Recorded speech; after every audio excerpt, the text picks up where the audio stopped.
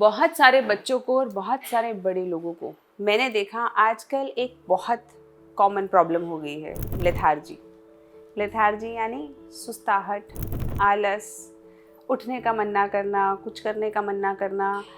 कई बार बच्चे आके कहते हैं कि मैम पढ़ना है, बहुत कुछ करना है, ड्रीम्स हैं, मेहनत भी करनी है। उन्हें भी पता है ड्रीम्स है, मेहनत करनी है, लेकिन जब वो सुबह उठते हैं तो उठने का मन नहीं करता। और अगर उठ जाते हैं तो ऐसा लगता है नहाना नहीं है। और जब नहाने लगते हैं तो लगता है अब कहीं जाएंगे, क्लासेस करेंगे। तो ये जो आपके अंदर लगातार एक लेथार्जी की फीलिंग रहती है अगर, तो यानी कि कुछ तो गड़बड़ है जिसे ठीक करना पड़ेगा। ऐसे ही मैंने बड़े लोगों में भी पाया कि बहुत बार जब मैं उनसे बात करती हूँ या वो अपनी कोई प्रॉब्लम्स मुझसे शेयर करते हैं तो अक्सर सबसे बड़ी प्रॉब्लम होती है, ऐसे ही बड़े लोगों में भी मैंने पाया कि आजकल बहुत सारे चैलेंजेस वो लोग फेस कर रहे हैं।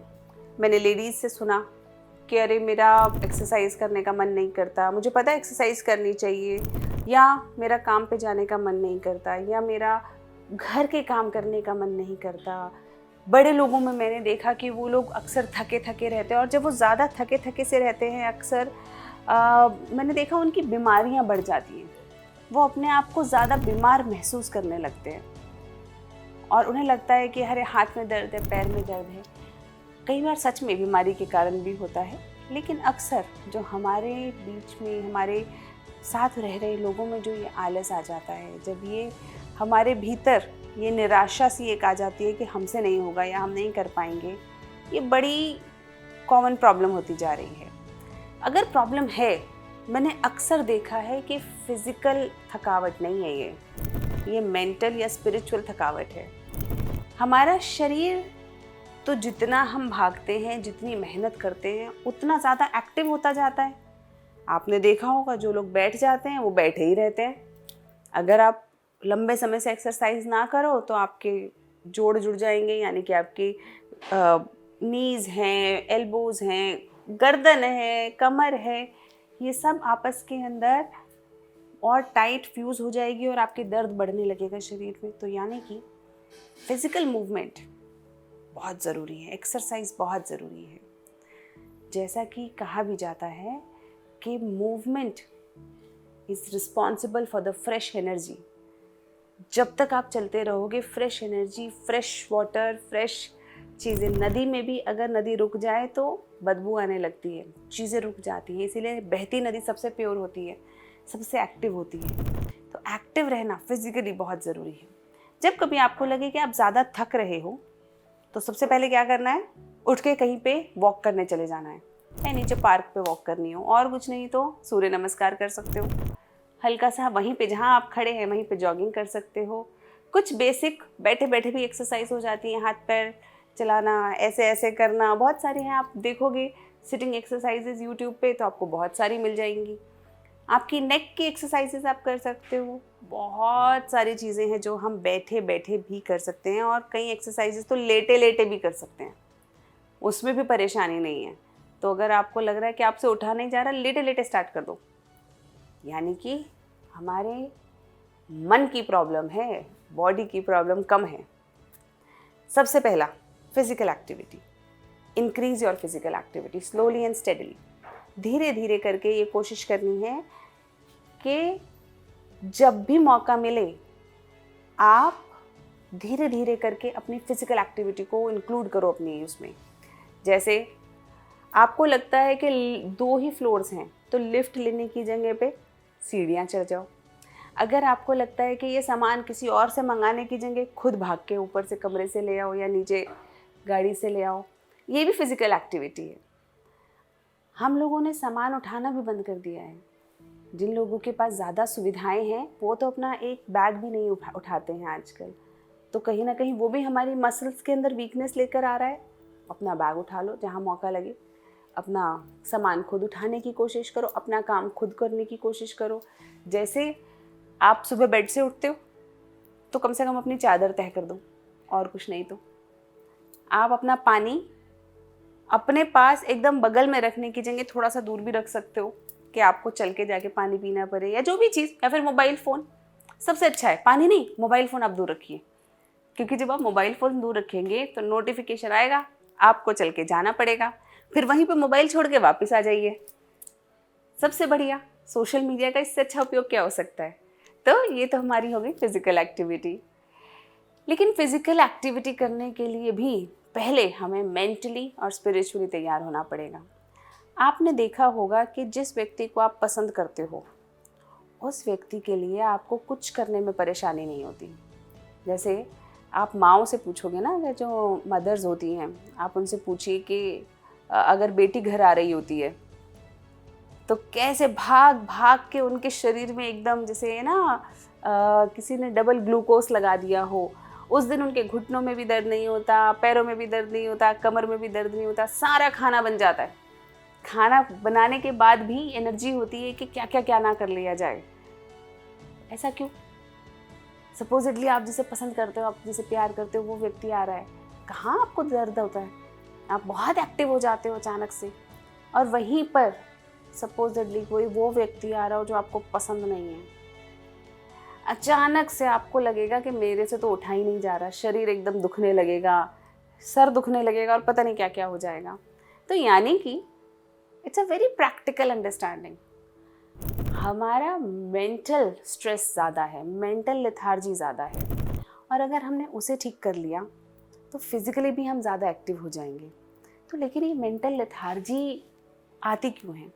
ऑफ कोर्स बहुत सारे डिस्ट्रैक्शंस हैं, सोशल मीडिया, फ़ोन, बहुत स्ट्रेसफुल लाइफ हम लोग जी रहे हैं। पहले के ज़माने में क्या स्ट्रेस हुआ करता था? कोई स्ट्रेस नहीं हुआ करता था, बहुत कम था उसके मुकाबले, क्योंकि वही खाना, सब वही खाना खा रहे हैं, वही कपड़े पहन रहे हैं, कोई बहुत ज़्यादा वैरायटी नहीं थी। उसी तरीके की फैमिलीज़ में रह रहे थे हम लोग, सब लोग, और उसी तरीके के कॉमन कुछ प्रोफेशंस हुआ करते थे, वही प्रोफेशन हुआ करते थे। जो लोग खेती कर रहे हैं वो खेती कर रहे हैं, जो लोग जॉब कर रहे हैं वो जॉब कर रहे हैं। क्लर्क बन जाना तो बहुत बड़ी बात हुआ करती थी उस वक्त पे। मुझे याद है कि पुराने समय में ऐसे ही बताया करते थे कि किसी ने मैट्रिक पास कर ली तो ऐसा कहते थे, अरे वो तो मैट्रिक पास है। मेरी एक बड़ी दादी जी हैं, वो डबल MA थी, तो उनको तो बस भगवान से थोड़ा ही नीचे दर्जा दिया जा रहा था कि डबल MA, यानी कि उस वक्त पे पढ़ाई का भी, जॉब का भी, बिजनेस का भी, घर वालों का भी, घर के रिलेशनशिप्स भी बड़े सॉर्टेड से थे। क्यों? सबको अपने अपने रोल पता थे कि मुझे क्या करना है ना, और बड़ा कंफ्यूजन कम थी लाइफ में। ऑफ कोर्स उस समय के अपने चैलेंजेस थे, हाथ से सामान धोना करना, वॉशिंग मशीन नहीं थी, अपने चैलेंजेस थे, फिजिकल लेबर बहुत ज़्यादा था, लेकिन मेंटली लोग फिर भी कम स्ट्रेस्ड थे। लेकिन आज सोशल मीडिया, हमारी खुद से एक्सपेक्टेशंस, दूसरों की हमसे एक्सपेक्टेशंस, और अब दूसरों में सिर्फ हमारी फैमिलीज़ नहीं रह गई हैं, हमारे कलीग्स, हमारे आसपास के रहने वाले लोग, ये सब की एक्सपेक्टेशंस भी हम पर हो गई हैं। फिर एक लाइफस्टाइल, जिसे कहते हैं ना कि अरे इनका लाइफस्टाइल बड़ा अच्छा है, इनका लाइफस्टाइल बड़ा लग्जूरियस है, वो सारी चीज़ें।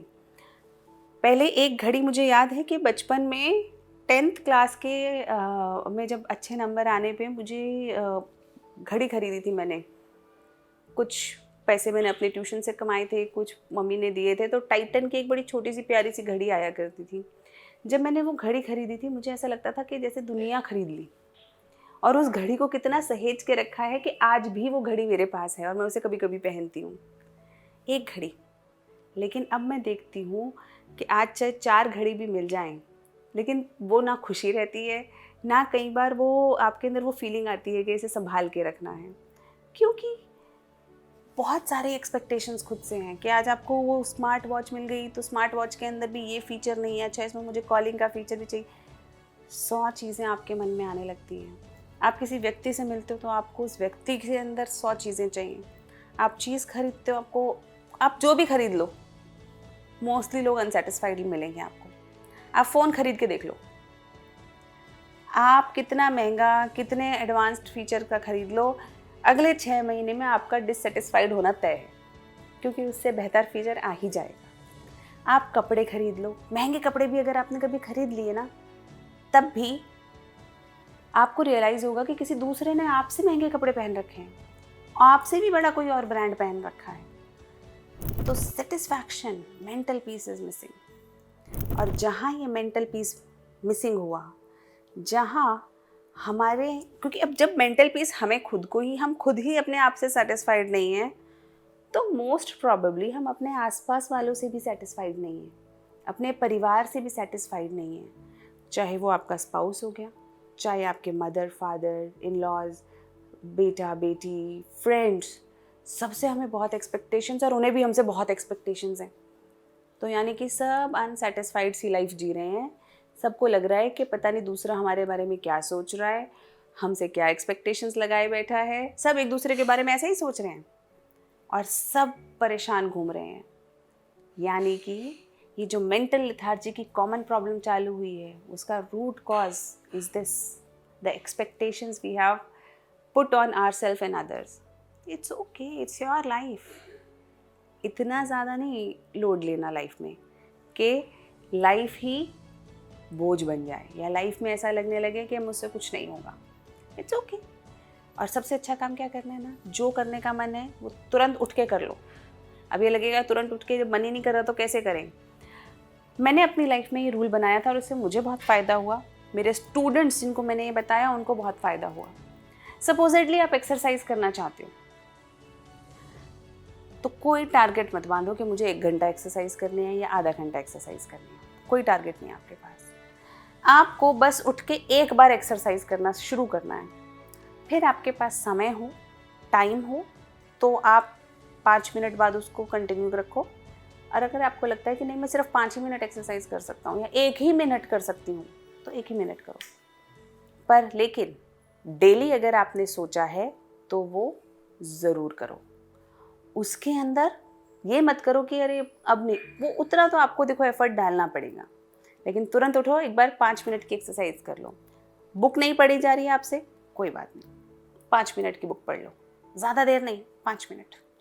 और बहुत बार आप देखेंगे कि जैसे ही हम कोई एक्टिविटी शुरू करते हैं वैसे ही हमारा और मन करने लगता है उसको करने का। जैसे एक्सरसाइज करना शुरू कर दोगे ना तो 2-4 दिन बाद ऐसा लगेगा कि चल 5 मिनट और कर लेती हूँ। उसी तरह बुक पढ़ने लगोगे तो लगेगा 2 पन्ने और पढ़ लेती हूँ। उसे आपको जो भी काम करना हो डू इट, धीरे धीरे करके। जैसे जैसे आप उस काम को करते जाओगे आपको रियलाइज़ होगा कि आपके मेंटल ब्लॉक्स भी धीरे धीरे ख़त्म हो रहे हैं, क्योंकि आप अपने आप की, पहले तो आपने एक्सपेक्टेशंस कम कर ली। अब आपने ये तो कहा नहीं कि मेरे को तो डेली 1 घंटा एक्सरसाइज करनी है, क्योंकि 1 घंटा नहीं कर पाओगे, आपको भी पता है मन में। लेकिन आपने 5 मिनट करी, आप उसी में खुश हो। आपने चाहा था कि आप बुक पढ़ लो, 2 ही मिनट पढ़ो। आपको लगता था कि मुझे मम्मी को कॉल करना चाहिए, 1 ही मिनट करो, लेकिन कर लो।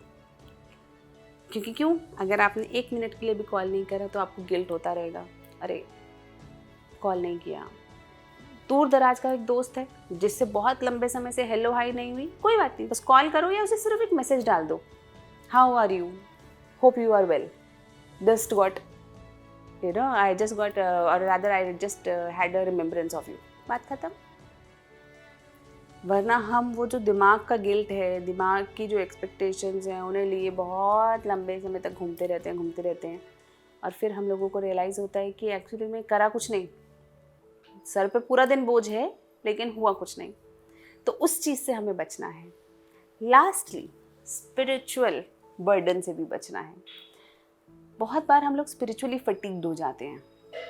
जैसे इस पे मैं कभी वैसे लंबी चर्चा करूँगी, लेकिन जो लोग भगवान पे विश्वास करते हैं, कई बार उन्हें ज़बरदस्ती ये महसूस करवाया जाता है कि भगवान पे विश्वास करना गलत है और इसलिए उन्हें भगवान पे विश्वास नहीं करना चाहिए या अपने रिचुअल्स को फॉलो नहीं करना चाहिए, क्योंकि साइंस कहता है कि ऐसा नहीं करना चाहिए। और अब वो साइंस के इन्फ्लुएंस में आके मन है, अच्छा लगता है पूजा करना, भगवान को याद करना, लेकिन नहीं कर रहे।